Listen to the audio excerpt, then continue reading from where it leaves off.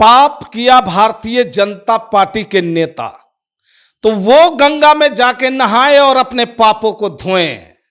जनता के प्रति उत्तरदायी नहीं रहने वाले, जनता को धोखा देने वाले, देश के जो हमारे राजनीतिक पुरखों थे उनके पुरखों के अरमानों को कुचलने वाले, और ये तो जिस हिंदुत्व की बात करते हैं, हिंदुत्व की बात करते हैं, उसी हिंदुत्व की यार में हिंदुओं को धोखा देने वाले, पाप तो इन्होंने किया है, पाप इन्हें धोना चाहिए। भाजपा के कारनामों से, भाजपा के कुकृतियों से तंग भारत की जनता जो मुक्ति चाहती है भाजपा से, और एक ऐसा शासन चाहती है जिसमें जनता की आवाज हो, जनता की आवश्यकताओं की पूरी की जाए। इन्होंने तो 2 करोड़ लोगों को हर साल रोजगार देने का वादा किया, लेकिन दिया कितना रोजगार आप देख रहे हैं। 2 करोड़ लोगों को रोजगार देने का मतलब 9 साल के अंदर 18 करोड़ लोगों को रोजगार मिलना चाहिए था।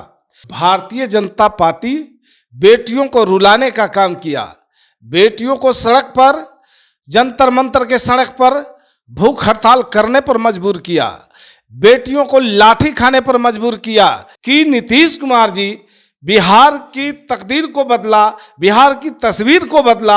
यही भारतीय जनता पार्टी को पेट में दर्द है। वो पेट में दर्द इस बात के लिए, इसीलिए उन्होंने जो है बार बार नीतीश जी के कार्यों की आलोचना करते रहे, बीच में अरंगा लगाते रहे। उन लोगों की मंशा यही है कि जो सरकार काम कर रही है उस कार्य का लाभ, उस लाभ को जो है जनता तक पहुंचने में रोका जाए। जनता के वोटों से अपनी सरकार बना करके फिर उसी जनता के साथ धोखा किया, छलावा किया, और जो किए गए वादों को उन लोगों ने जुमला करार दिया।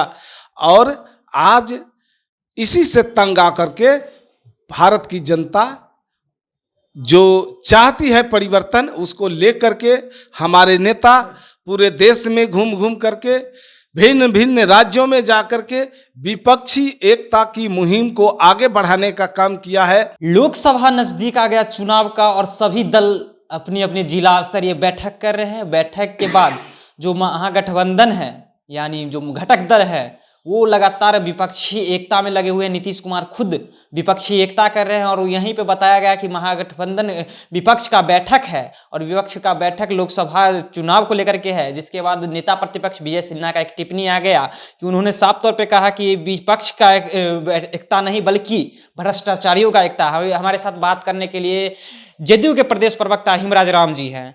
कैसे देखते हैं ये जो आप टिप्पणी किए हैं कि भ्रष्टाचारियों का बैठक होने वाला है?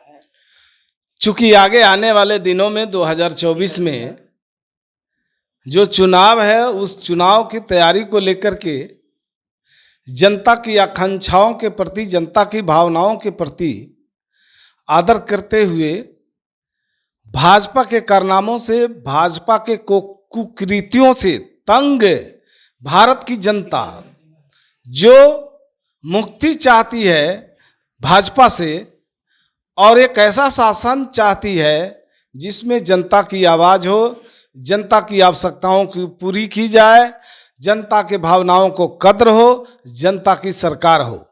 ये तो प्रजातंत्र में जनता का, जनता के लिए, जनता के द्वारा शासन होना चाहिए। भारतीय जनता पार्टी में ये निरंकुश शासक अराजकता फैलाना चाहती है, और ये भारतीय जनता पार्टी जो अभी तक 9 साल के अंदर जो इन्होंने काम किया जनता देख रही है। इन्होंने तो 2 करोड़ लोगों को हर साल रोजगार देने का वादा किया, लेकिन दिया कितना रोजगार आप देख रहे हैं। 2 करोड़ लोगों को रोजगार देने का मतलब 9 साल के अंदर 18 करोड़ लोगों को रोजगार मिलना चाहिए था, लेकिन उसमें भी भारतीय जनता पार्टी फेल हो गई। भारतीय जनता पार्टी बेटियों को रुलाने का काम किया, बेटियों को सड़क पर, जंतर मंतर के सड़क पर भूख हड़ताल करने पर मजबूर किया, बेटियों को लाठी खाने पर मजबूर किया। बेटियां जो न्याय के लिए जंतर मंतर पर बैठी, धरने पर बैठी, अनशन पर बैठी, उसके ऊपर लाठियां बरसाई गई। ये कैसा भारत बनाना चाहते हैं भारतीय जनता पार्टी के लोग? इन्हें रोजगार के सवाल पर कुछ नहीं कहना है, इन्हें जनता के जो ज्वलंत मुद्दे हैं, किसानों के मुद्दे हैं, महिलाओं के आत्मसम्मान और आत्मनिर्भरता के मुद्दे हैं, उस पर ये लोग कुछ नहीं बोलेंगे, चूंकि इनके कहने के लिए कुछ बचा ही नहीं है। चूंकि ये काम कुछ किए नहीं, जनता के बीच जवाब क्या दे पाएंगे? और तो मैं ये कहना चाहता हूं कि जब मोदी जी आए थे पटना के गांधी मैदान में, उस समय 6 नौजवान मारे गए थे, जो सब भारतीय जनता पार्टी के कार्यकर्ता थे। सम्राट चौधरी का एक और बयान, एक मिनट, जो 6 नौजवान भारतीय जनता पार्टी के कार्यकर्ता थे, वो लोग मर गए। उस घटना में भारतीय जनता पार्टी के लोगों से मैं पूछना चाहता हूं, क्या उन 6 नौजवानों के घर के लोगों के पास पहुंच करके, उनके घर पे पहुंचकर क्या सुधि ली? क्या उनके आश्रितों को इन लोगों ने रोजगार दिया, नौकरी दिया? क्या उनके वृद्ध माता पिता को आंसू पोंछने का काम किया? कोई जवाब नहीं होगा इनके पास। ये हमेशा बिहार में जो विकास की गति तेज दौड़ी, आदरणीय नेता श्री नीतीश कुमार जी ने जो बिहार की तस्वीर और तकदीर को बदलने का काम किया, और बिहार के लोगों को, जो बाहर में जो लोग जाते थे जिसे अपमानित किया जाता था, और बिहार के अंदर जो कुव्यवस्था थी, हर क्षेत्र में रोजगार के सवाल पर हो या महिलाओं की आत्मनिर्भरता का सवाल हो या अन्य क्षेत्रों में जो विकास के मामले रहे, सब में एक कीर्तिमान स्थापित किया। और मैं कहना चाहता हूं कि नीतीश कुमार जी बिहार की तकदीर को बदला, बिहार की तस्वीर को बदला। यही भारतीय जनता पार्टी को पेट में दर्द है। वो पेट में दर्द इस बात के लिए, इसीलिए उन्होंने जो है बार बार नीतीश जी के कार्यों की आलोचना करते रहे, बीच में अरंगा लगाते रहे। उन लोगों की मंशा यही है कि जो सरकार काम कर रही है उस कार्य का लाभ, उस लाभ को जो है जनता तक पहुंचने में रोका जाए, वो बाधक बनने का काम कर रहे हैं। और इसीलिए तरह तरह का सवाल उठा करके तरह तरह का सगुफा बीच में छोड़ते रहते। गिरिराज सिंह का एक सवाल आया कि जयप्रकाश नारायण आंदोलन के नेतृत्व में निकल कर आए और आज कांग्रेस के साया के अंदर प्रधानमंत्री का सपना रखकर घूम रहे हैं।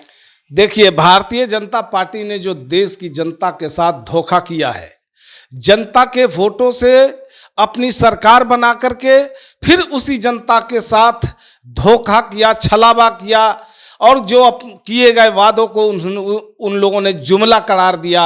और आज इसी से तंग आकर के भारत की जनता जो चाहती है परिवर्तन, उसको लेकर के हमारे नेता पूरे देश में घूम घूम करके, भिन्न भिन्न राज्यों में जाकर के विपक्षी एकता की मुहिम को आगे बढ़ाने का काम किया है। और मैं आपको बता दूं कि 12 जून को कांग्रेस सहित अधिकाधिक विपक्षी दल इस मुहिम में 12 जून को पटना में पधारने वाले हैं। और सारे लोग मिल बैठ करके जो इसका रूपरेखा बनाना है, रूपरेखा पर बात करेंगे, रूपरेखा तय करेंगे, और नेतृत्व, किसके नेतृत्व में हम आगे इस मुहिम को ले जाएंगे, और इस सारी चीज़ों पर चर्चा होगी। और ये तो मैं बता दूं कि अभी तक जो विपक्षी एकता की मुहिम जो आगे बढ़ा है, इसके नायक नीतीश कुमार जी जरूर हैं, और विपक्षी एकता की आवाज़ जरूर है। 12 जून को आप लोग बैठक कर रहे हैं, तो यहाँ पे जो संसद है, गिरिराज सिंह कहते हैं कि उससे पहले अपना वो गंगा की बालू और गाय का गोबर और गंगा जल से प्रायश्चित धो लें। पाप किया भारतीय जनता पार्टी के नेता, तो वो गंगा में जाके नहाए और अपने पापों को धोएं। जनता के प्रति उत्तरदायी नहीं रहने वाले, जनता को धोखा देने वाले, देश के जो हमारे राजनीतिक पुरखों थे, उनके पुरखों के अरमानों को कुचलने वाले, और ये तो जिस हिंदुत्व की बात करते हैं, हिंदुत्व की बात करते हैं, उसी हिंदुत्व की यार में हिंदुओं को धोखा देने वाले, पाप तो इन्होंने किया है, पाप इन्हें धोना चाहिए। हम तो गरीब मजलूम लोगों के आंख के आंसू पोंछने का काम किया है।